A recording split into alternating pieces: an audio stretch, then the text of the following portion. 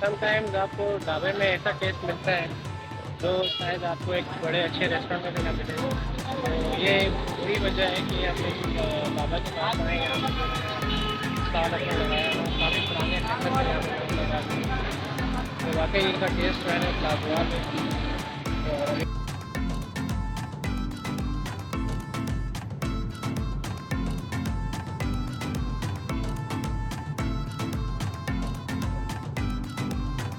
ये भी एक ढाबा है बेसिकली, लेकिन इनका टेस्ट इतना अच्छा है यहाँ पे कि हर कोई आता है यहाँ पे फिश खाने के लिए।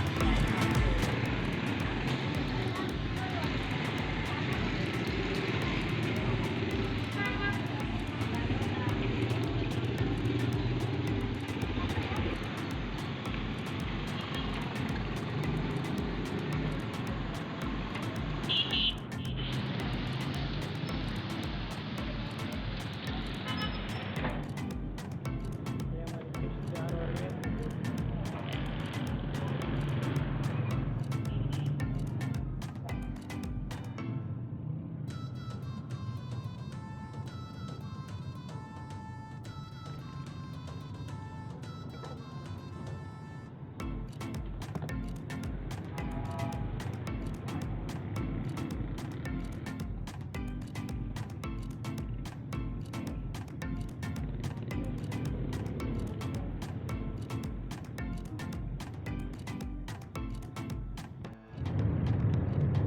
क्या बात है, दिखाइए।